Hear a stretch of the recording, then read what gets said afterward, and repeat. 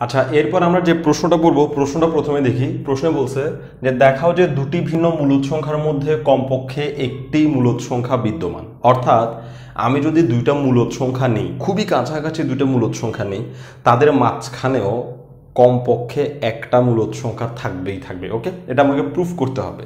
অর্থাৎ ধরলাম আমি একটা মূলদ সংখ্যা নিলাম 1.1 আর আরেকটা মূলদ সংখ্যা নিলাম 1.2। এরা কিন্তু খুবই কাছাকাছি সংখ্যা।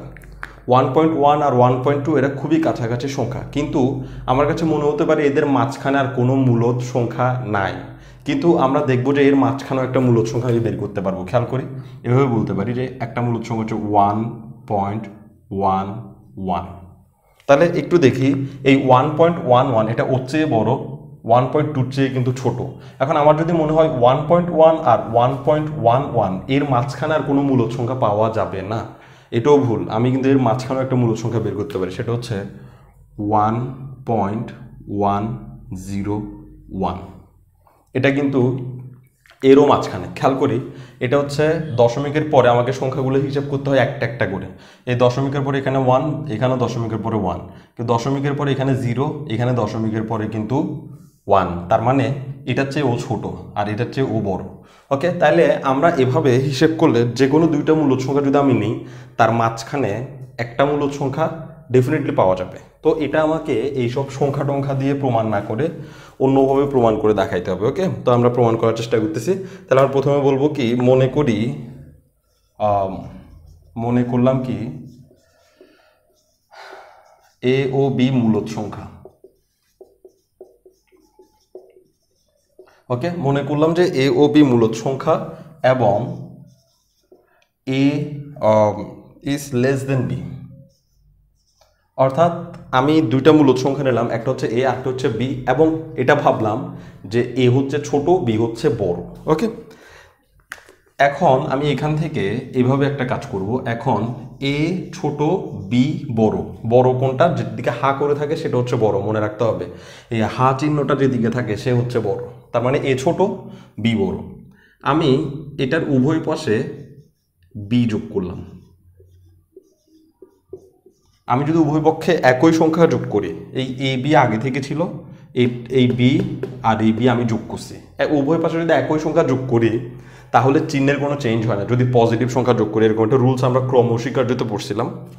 এরপর এখান থেকে আমরা কি পাই? তাহলে এ প্লাস বি তার জায়গায় থাকবে, বি আর বি যোগ হলে হবে 2b নাকি? এখন আমি উভয় পক্ষকে 2 দ্বারা ভাগ করব। তাহলে এ প্লাস বি এটাকে আমি 2 দ্বারা ভাগ করব। এটাকে যদি 2 দ্বারা ভাগ করি তাহলে আমি পাবো শুধু বি। ওকে, তাহলে এ প্লাস বি ডিভাইড বাই 2 এত। এটাকে আমি 1 নম্বর সমীকরণ দিলাম। ভালো করে খেয়াল করি, তাহলে এখানে ক্লিয়ারলি একটা জিনিস ক্লিয়ার, সেটা হচ্ছে এ প্লাস বি বাই 2 এটা বি এর চেয়ে ছোট। ভালো করে খেয়াল করতে হবে। আবার এই যে এই রাশিটা আমি আবার নিব, আবার এ ইজ লেস দেন বি। এবার আমি উভয় পক্ষে, একটু আগে উভয় পক্ষে বি যোগ করছিলাম।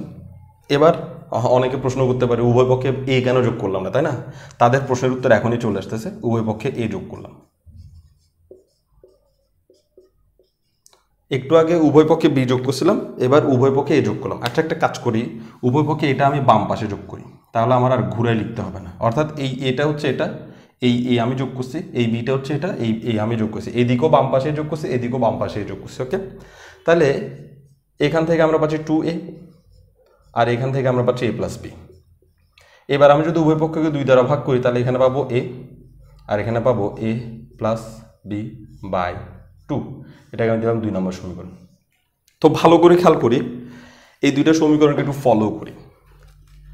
এখানে বলতে যাচ্ছে এ প্লাস বি বাই 2 বি এর চেয়ে ছোট।